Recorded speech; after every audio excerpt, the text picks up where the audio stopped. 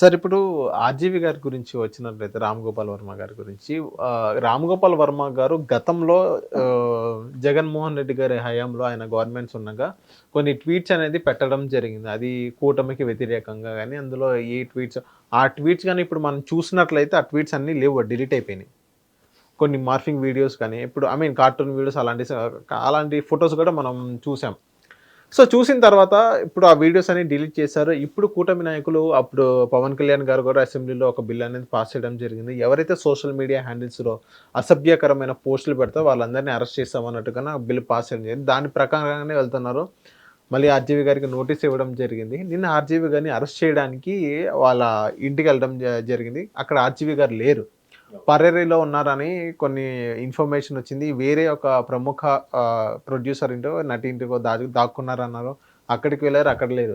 So ఈ మొత్తం వెతుకుతుండగా నిన్న నైట్ అనుకుంటా ఆర్జీవి గారి వీడియో అనేది మనం బయట చూసాం. ఒక వీడియో అనేది రిలీజ్ చేశారు. నేను ఎక్కడికి పారిపోలేదు అది ఇది అని ఒక వీడియో పెట్టడం జరిగింది. ఆ వీడియో చూసిన తర్వాత మీకేమనిపించింది సార్? నాకు ఆర్జీవి గారు పారిపోతారు అని నేను అనుకోలేదు. అంటే పారిపోయారో లేదు, దొరకలేదు. పారిపోయారంటే మళ్ళీ నెగిటివ్ సెన్స్ వస్తుందేమో. దొరకలేదు.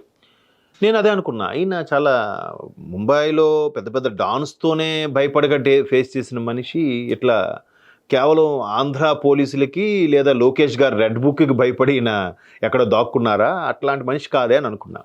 సరే, ఎవరికి ఎక్కడ దొరకలేదంట.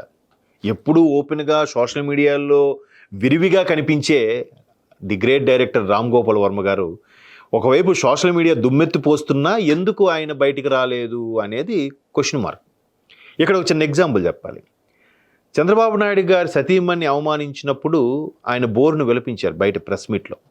అప్పుడు ఆర్జీవి గారు స్పందించి, చంద్రబాబు లాంటి వ్యక్తి, గంభీరంగా ఉండే వ్యక్తి ఇలాగ ఏడవడం నాకు నచ్చలేదు.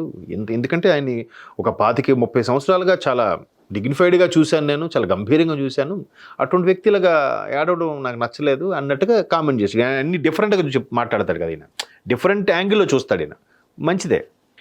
సో అలాంటి వ్యక్తి కదా అని ఈయన పొగిడాడు. నేను కూడా ఎలా అనుకున్నానంటే ఆర్జీవి ఇట్లా పోలీసులు వాళ్ళకి భయపడి వెళ్ళిపోడు, ఏదైతే తీసుకున్నాడో పిటిషన్ దాన్ని ఏమంటారు, ఆ వారెంట్కి సంబంధించిన ఎక్స్ప్లెనేషన్ రావాలి అన్నట్టుగా దాన్ని తీసుకున్నారో నెక్స్ట్ వస్తారేమో అనుకున్నాను. రాలేదు. ఇప్పుడు రానప్పుడు ఇంటిమేట్ చేయాలిగా. నాకు రావడం కుదరదో, లేదా షూటింగ్ ఉందనో, ఇంకేదో చెప్పి మళ్ళీ వస్తానో అని అనాలి. అలా కాకుండా డైరెక్ట్గా బెయిల్కి వెళ్ళడం ఎందుకు, ముందస్తు బెయిల్కి ఎందుకు వెళ్ళడం? అది ఇంక మళ్ళీ ఇవాళకో రేపటికో వాయిదాకు వచ్చిందంట అది. సో వాయిదాకు వచ్చిన నేపథ్యంలో ఎనీ టైం అరెస్ట్ చేసి తీసుకెళ్తారు. ఎందుకంటే గౌరవంగా మీరు పిలుస్తారు, చర్చిస్తారు. ఏంటి మీరు ఎందుకు అలా చేయాల్సి వచ్చింది, ఏంటి తప్పేనా, మీరు ఒప్పుకుంటున్నారా లేదా? ఇప్పుడు జనరల్గా తప్పును ఒప్పుకుంటే ఒక రకమైన శిక్ష, ఒప్పుకోకపోతే ఇంక దానికి మళ్ళీ వాయిదాలు, కేసులు ఇంకా ప్రొలాంగ్ అవుతుంటుంది. రిమాండ్లోకి తీసుకుంటాం, మేము విచారిస్తామని అడుగుతారు. ఈ తలనొప్పులన్నీ అవమానంగా భార్య ఏం చేస్తారు, కొంతమంది యాక్సెప్టెంట్ అంటారు, ఏదో ఉంటుంది, 2 రోజులు 3 రోజులు ఉంటారు, బెయిల్ మీద బయటకు వస్తారు. సో ఈయన అది తప్పించుకోవాలని ఉద్దేశంతో దొరకలేదా, నిజంగా షూటింగ్ ఉందా? ఎందుకంటే ఈ మధ్యకాలంలో ఆయన అక్కడ షూటింగ్లకు వెళ్తున్నట్టు కానీ లేదంటే చేస్తున్నట్టు కూడా లేదు. పైగా ఎప్పుడైతే కూటమి వచ్చేసిందో ఇప్పుడు సినిమాల్లో యాక్ట్ చేయాలనుకునే వాళ్ళు కూడా అప్పుడు వాళ్ళ ప్రభుత్వం కాబట్టి చాలామంది నచ్చకో ఇబ్బందికో మొత్తానికి వెళ్ళారు. ఇప్పుడు వాళ్ళు తీసిన గతంలో వ్యూహం 2 ఏవో తీశారు, శపథము ఏవో తీసినట్టున్నారుగా. వీటిలో మీరు చూడండి, పెద్ద ఫెమిలియర్ ఆర్టిస్టులు ఎవరు లేరు. మామూలుగా ఇంకా అప్పుడప్పుడు అప్కమింగ్ ఆర్టిస్టులు ఉంటే ఉండొచ్చు కాబట్టి ప్యాడింగ్కి. సో అటువంటి వాళ్ళతో చేశారు. ఇప్పుడు కూటమి ప్రభుత్వం వచ్చింది కాబట్టి ధైర్యంగా వీళ్ళు చేయను అని కూడా చెప్పొచ్చు, సార్ నేను చేయను, నన్ను ఇందులో లాక్కండి అని. సో ఇలాంటి సందర్భంలో ఆయన అలాంటి సినిమాలో తీస్తున్నారు కాబట్టి ఈ ఏం షూటింగ్లు ఉన్నాయా అనేది క్వశ్చన్ మార్కు. పైగా ఆయనకు క్వశ్చన్ చేసినప్పుడు ఎలా చేస్తున్నారు, ఆయన ఎప్పుడో సంవత్సరం కిందట చేసిన దానికి ఇప్పుడు మనోభావాలు ఎవడో దెబ్బతిన్నాయి అన్నారు. అప్పటి నుంచి ఎరిగేషన్ తీసుకొస్తున్నారు కానీ ఎవడు పట్టించుకోలేదు. ఇప్పుడు పట్టించుకునేవాడు వచ్చాడు. అలా అనుకుంటే ఎప్పుడో 20 ఏళ్ళ కిందట జరిగిన మర్డర్కి ఇప్పుడు ఉరిశిక్ష వేయట్లే, కేసులు వస్తుంటే, లేదా యావజ్జీవ వేయట్లే. మరి ఆ చిన్న లాజిక్ కూడా తెలియకుండా ఉంటుందా వాళ్ళకి, చెప్పండి? అఫ్కోర్స్ ఒక విధంగా ఎప్పుడో జరిగింది, ఇప్పుడు ఇంకా ఉన్నాయా ప్రూఫ్స్ ఏమంటే మేబీ అవి డిలీట్ అయిపోవచ్చు, దాన్ని పర్టికులర్గా సేవ్ చేసుకోకపోతే ప్రూఫ్స్ లేకపోవచ్చు, ఇవన్నీ జరుగుతాయి. లేదంటే ఆ ట్వీట్స్ మీద ఎవరెవరైతే ఛానల్స్లో ఆల్రెడీ డిస్కషన్స్ చేస్తుంటారో అవి తీయాలి, అవి తీసుకొని అప్పుడు సబ్మిట్ చేయాలి. అలా సబ్మిట్ చేస్తారుగా, పోలీసులు అంత అమాయకులేం కాదు కదా. సో ఈయన అవన్నీ ఏదో డిలీట్ చేసేసాం కదా, ఏం దొరకదులే అని అనుకోవచ్చు. అంటే సమస్య కొన్ని రోజులు, కొన్ని నెలలు, కొన్ని సంవత్సరాలు అయిపోయాక సమస్య యొక్క తీవ్రత తగ్గిపోతుంది.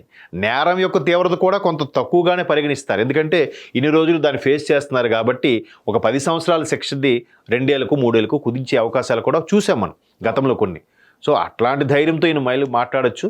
మేబీ బెయిల్, ముందస్తు బెయిల్కి వెళ్ళారు కాబట్టి అది కావాలి కోర్టు శాంక్షన్ చేస్తే, నేను ఎక్కడికి వెళ్ళలేదు, ఎక్కడే షూటింగ్లో ఉన్నానన్నారు. మళ్ళీ షూటింగ్లో ఉంటే ఇంటికి వచ్చిన పోలీసులు లేరు. అప్పుడు ఇంట్లో ఒక లాయర్తో మాట్లాడారంట, ఆయన కూడా ఎక్కడికి వెళ్ళారు తెలియదు అన్నారంట. మళ్ళీ చెప్పొచ్చు కదా, సార్ ఏంటి పని చెప్పండి, ఇలాగ వచ్చాం, సరే మీరు సార్ని కలవాలా, పలానా దగ్గర షూటింగ్ అవుతుంది అక్కడికి వెళ్ళండి అని చెప్పొచ్చు కదా. మరి షూటింగ్ ఎందుకు చెప్పలేదు వాళ్ళ మనుషులు? ఇంటికి వెళ్తే చెప్తారు కదా, సార్ షూటింగ్లో ఎక్కడికి వెళ్ళారు తెలియదు సార్ అని ఎందుకు చెప్తారు? ఆయన గోవాలో ఉన్నారని కొందరు, కోయంబత్తూరు వెళ్ళిపోయారని కొందరు అని చెప్పారు. మరి ఆ వార్తలు ఏంటవి?